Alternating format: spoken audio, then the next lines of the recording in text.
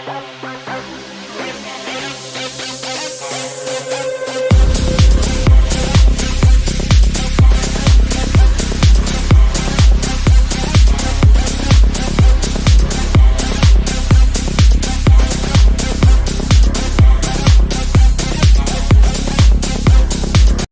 everybody, Mark Torgl here, Melvin the Mockboy from the original Toxic Avenger, and you're listening to the Movie Raid Show. It's time for the Movie Raid, and tonight's victim is Mark Torgl, that has done the Toxic Avenger, that has done the Once and Future Smash, amongst many other independent films. Hello. Hello there, Movie Raid people. What have you been up to? I know you've been doing a lot of events throughout the year. I mean, you have any new ones that you're coming up, or any new projects, or are you just basically just kicking back and just enjoying the weather right now? I retired from my day job a little while ago, so I've got a lot of acting gigs coming up and a lot of conventions coming up. I'm taking advantage of the time I have free now to do all that. I'm actually acting, and then I've got a convention in Baton Rouge and another one in Cleveland coming up. So I'm staying busy. Eric Mathis is a director I've worked with before. On The Macabre was the first one I worked on with him, and this new one, Infernal, it's in post-production, coming out soon. And the one I'm doing next week, but they're all horror related. Is any of it going to straight to streaming or video on demand or anything like that, or has it yet to be distributed in the future right now? Most of them are streaming already. Either look up my IMDb to see all the movies that they are. The ones that I'm really happy about, the Once and Future Smash, going to DVD soon and streaming as well. The Macabre, which I already said. James Balsamo is a director that I've worked with a lot. He does about 20 movies a year. And he's very nearby where I live, so he'll call me up. He'll go, "Hey, Mark, come on over. I want to murder you." Have special effects people there. They'll kill me. He'll give me a couple $100, and I go home. But I think I'm already in like 4 or 5 of his movies. It's all pretty cool, actually. It's all because of the Toxic Avenger. Been able to create this life for myself that just keeps going and going. Do you feel like it's a form of a new creative process too, even though you've been asked, like you mentioned, to be in multiple movies and multiple characters underneath one director or multiple directors that you know? Does it change the way how you see different characters, or do you fit it in just like as if you were wearing a glove, and that you're used to these characters, but do you feel like you're going to find something a little bit more different as you progress, and that you're back into more roles and new roles? I hope so. You know, there's a couple of them that I'm scheduled to do where I play a bum. Actually, this one coming up, I play a bum. Hopefully I'll get to do something more commercial. Bill Whedon was the guy. I did another one which is kind of different, and this one's in post-production as well. It's called Special Needs Revolt, where special needs people kind of take over the world, and I play a truck driver in that one. So they're usually like little cameos. These filmmakers that grew up on Toxic Avenger are now making their own damn movie. They're all fans of mine and just, want me to do a cameo or something small. I enjoy doing it. With your experience, like comedy films like The Toxic Avenger and many others that you've done in the past that are being made today, are more or less acknowledged for the artist. Do you think that is it because they're being less acknowledged because of they're made today, because you get all these other different genres and different more structure, because there's a lot of low budget movies out there that are fairly decent but are still not quite making there? And do you think they're also possibly neglected for the potential talent based off of the contents of that film? I think there's actually a following for these low budget slasher movies, and especially with the crews and actors. I run into the same people all the time, and the fans, it's almost like a cult where they know each other's movies, they support them. If one really takes off, that would be nice. I'm hoping big things for Infernal, and actually Once in Future Smash, I think, can go on to do some big things as well. The whole horror comedy genre is something that I like, and that's really what Toxic Avenger is. James Gunn, the director James Gunn, who actually started with Trauma, continuing with that genre with his Guardians of the Galaxy and the Suicide films. His are always have some kind of humor in them, and he started with Trauma on Romeo and Juliet was a film he made with Trauma. So he also puts little scenes like in backgrounds on TVs of Toxic Avenger. So I'm able to add those to my IMDb, even though it's just like, something on the TV in the background. I really think he's taken on the mantle, and his films are big. The Suicide Squad and Guardians of the Galaxy, those are big films, and they have that flavor of the horror, comedy, and outrageous effects, and crazy trauma type effects and humor. Now, do you feel that working with either a big or small circle, depending on how you prefer when it comes to working in other works that you've worked with people quite a few times, does it help, or does it actually affect to a certain period of time going outside the circle of people that you work with, venturing out, especially now? Would that affect you as an actor now, or would you say that it actually helps better working with the circle that you work with, and then that's where really the success might be better than working with the larger studios and so forth? Well, I enjoy working with the people in my circle. If something comes up more commercial, I would jump at it.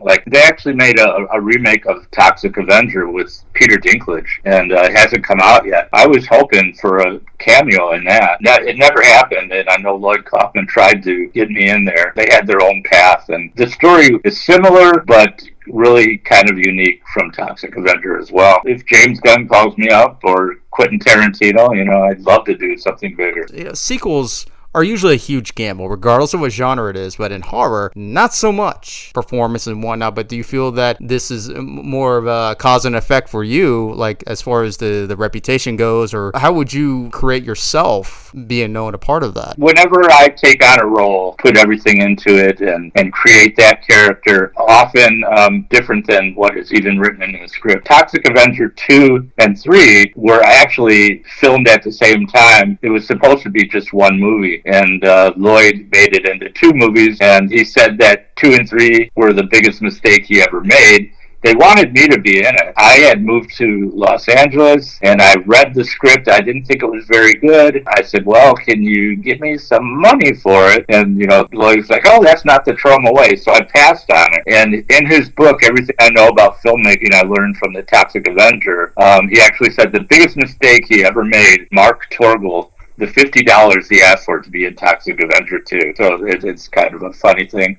Toxic Avenger 4 was actually pretty good, and I went back to do that just for fun. And I've kept in the trauma world pretty much since then, and do a lot of conventions with Lloyd. Lloyd was in my movie that I made, Toxic Tutu, and I was in Return to Nukem High Part 2. We trade off parts, kind of keep our mystique going with these, trauma movies, and the movie I made, Toxic Tutu. I know Lloyd's going to be at Comic-Con this weekend in San Diego. I'm not going to do that one, though. A franchise, do you think that sometimes when an artist has been involved more than one of these sequels, or even just the one, do you think that sometimes the mentality that that artist might rely too much on franchise, which I would call the future of franchise equals the future of that artist, because based on the success or even its failure? I think I'm not crazy about franchises. Sometimes one comes along that's as good or better than the original, but for the most part, I like to believe that the first one was made for a reason, with a certain idea and script, and the sequels are often just a way to capitalize off that first film. I'm not real crazy about sequels. Then again, look at James Gunn, who's done sequels with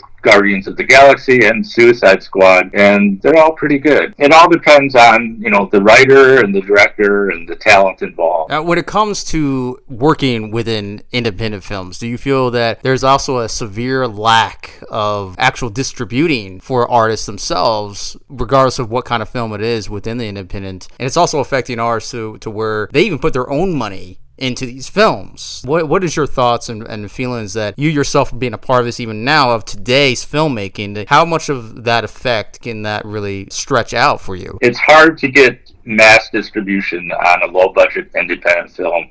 Most of them can get streaming, and that's usually where these end up. The streaming service that's hard to get on is Netflix. They're very particular on what they allow. But the others, Prime and Hulu and Apple, in fact, all of those are showing Toxic Tutu, the movie I made. And I have the rights, actually, to do theatrical. I've only done, 2 theatrical screenings as a special screening. So Yes, it is difficult, and yes, I put a lot of my own money into that movie, and the filmmakers always do end up putting their own money into these movies. But, another big way that we do the financing through social funding, Indiegogo, which is what I use a lot. And usually you can do pretty well with that crowd that knows you and knows these independent, low-budget movies. That's kind of like a lifeblood for the movies to be able to get done. But I don't know anyone that doesn't put their own money into them. And, a lot of it is just,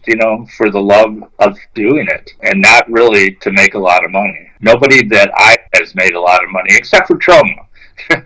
Troma has made some money. Basically, most of it's off of Toxic Avenger. Do you feel that, like, a lot of these companies kind of, and I hate using the word cash cow, but for the sake of this, but sometimes the cash cow has no milk to give, and your name is attached to it, to multiple titles or the creative characters or whichever that you were involved with, and these companies keep kind of pushing that even 25, 30 years later, still kind of making, a little bit of profit off there, and then just so they can reinvest in their own films. Do you feel that can also affect to that artist too, even if that artist is not really getting anything out of this, if they have no prior connection to the contract or anything within that company? With low budget, underground, independent movies, you're not really expecting to become, an overnight sensation, well known. I usually am only known when I go and do a convention. Otherwise, on the street, nobody knows who I am. But when I go to the conventions, everybody knows. I'm not really, that concerned about being in movies that are using me just to get something made or some profit off of it. I always do these with the idea that it's just an artistic, it's underground, it's fun, and I just do these. However I end up in these movies, it is what it is, and it's not that big of a concern for me. You also believe that even though the past success of multiple films or one film, that it could easily be neglected from a financial perspective, that as that artist progresses throughout their career, they can easily forget they need to also make sure they have to divide and plan out their finances as they continue, rather than just rely on that one success or multiple successes. The people I've worked with, and the people I've worked with more than once, they've always got an artistic vision. It's usually different. They raise the money however they can. It's something that is not commercial endeavor necessarily. They have, a weird underground independent idea, and they do whatever they can to get these made. Not to make a bunch of money, it's to get their little artistic films out. And I've never really worked with somebody that's just doing it to get a penny. The horror underground world is full of passionate people, a real close-knit society, and everybody likes to help each other. And if something is successful, that's great. If it's not successful, well, we still like doing it. We still enjoyed it. And there's some people that will appreciate it. What can an artist expect for future experience if they have been a part of a following project? Not necessarily a franchise, but something that is along the line, either as a genre or multiple different types of films that they more have been involved with that are generated negative popularity, and how can an artist use it as an advantage rather than as a crutch? Well, I don't think anybody uses their past really as a crutch. I think, if you get noticed, if you get a name for something you've done, there are plenty of Troma actors that have gone on, to do something bigger than what they did at Troma. It's a stepping stone. Like Vincent D'Onofrio was in The First Turn On, which was the first film I did with them. Marissa Tomei was in The Toxic Avenger as a girl in the shower putting on deodorant. They didn't depend on these movies to push them along, but it was their first steps, and their talent comes out anyway, just the way they got started, and people don't really notice them for that anyway because they're so talented. They go on to do bigger and better things. And the experience is always an important thing. How does one become within that circuit without fading away, without having to be, so to speak, not relevant anymore? Well, all I can speak of really is what happened with Toxic Avenger. I certainly didn't think it would go anywhere. When we made it, I was also the script supervisor, so I saw the whole thing being made. As it became a cult movie and a midnight movie at certain theaters, it started really getting noticed. When it first opened, it opened for a couple of weeks and disappeared, but then it started playing as a midnight movie at certain theaters. It started in New York at the Bleecker Street Cinema, which I actually did a personal appearance one night there, and it was really funny, because I was like, oh my God, these people really love me. And I was trying to do stand-up comedy, and I was awful, but they all thought it was great just to see me. But then as time went by, it continued to get play, especially like around Halloween time, or I know it was popular in college. They had special Toxic Avenger drinks and that sort of thing. But what really happened was, with social media, that's where it really took off again and became even bigger, with a bigger following than it ever had. When I do these conventions, it just seems to get bigger all the time. I have never seen it dwindle. In fact, this is the 40-year anniversary of Toxic Avenger, which is one of the reasons I'm doing a bunch of these conventions, because they're having, special screenings. If it's the right film, it's not going to disappear. We'll always have its fans, and I haven't seen a cult film really go away. Rocky Horror Picture Show is still as popular as ever. For me, at least with Avenger, it just keeps going, and I don't see that slowing down at all. Do you feel that with what Troma did with this saga, do you think a lot should be influenced by it, or do you think a lot of filmmakers are trying to make low-budget movies just to make a cult status, or at least try to make their path as a cult status, even though a lot of times it's not that easy to just simply do that overnight? Well, I think, a lot of the Troma fans are definitely influenced by Troma movies, especially with Lloyd's book, Make Your Own Damn Movie. They really took that to heart, and because they're such fans of that genre, they're trying to do something similar. It's a crapshoot if it really gets popular and takes off. If it does, that's all great. And, like I said before, most of the time these people are doing these movies just because they love to do it. They love the genre. They love the fact that they're making a movie, and they're influenced by Troma. And so it's just a way to release their artistic endeavors, and they have a great time doing it. Most of the joy of it. If it takes off and becomes successful, that's even better. They're just trying to create their own individual, be it a crazy, real movie. And I think that, that's mostly what these underground filmmakers are trying to do. So if they can get something that takes off and really makes an impact on the horror world, that's great too. Then, they can jump off of that and really get a name for themselves and keep doing it. Like this guy, Eric Mathis, I was saying, that I worked with twice. He's real excited about this new movie, Infernal, and it's getting a lot of buzz. Film festivals are excited to screen it when finished. So that is something that actually could become bigger or big. It had a great crew, people that knew what they were doing, special effects, makeup people. This guy, Joe Castro, is just a master. And it's funny, he keeps showing up in a lot of the films I do. He does these special effect monsters. They're just awesome. I keep running into him on different shoots and at film festivals. And it's a small world, and everybody is doing it for the enjoyment. Working within the low budget realm of filmmaking, regardless of what genre it is, as an artist, what do you think that artists are continuing on doing and should just be neglected and ignored in today's filmmaking, and should be more different to succeed instead of just following the same old ritual, so to speak? An actor is doing something where they know they're not really going to get rich off it or get paid. If you like the role, if you like the character, and you feel like you'd enjoy doing something with that character, that's the enjoyment. Until you become a known commercial actor, then you're in a different world. But the world I'm in is these low budget independent horror movies for the most part. I don't think I've turned down too many roles. I've turned down one or two. I know what they want. I know what they're looking for. They're looking for a cameo usually from me. And if I'm able to do it, if I can get transportation from them, if it's out of town or a hotel, a couple bucks, then I'll do it. And again, like I was saying, I'm waiting for that big one, but the Toxic Avenger remake with Peter Dinklage would have been the one. I actually did see a streaming of it that is not out, but there was a role I was like, why didn't I do that role? Because it would have been perfect for me. But, that's life, and I'm just enjoying staying busy, doing these little roles, working the conventions. For right now, makes me happy and keeps me going. And like I said, I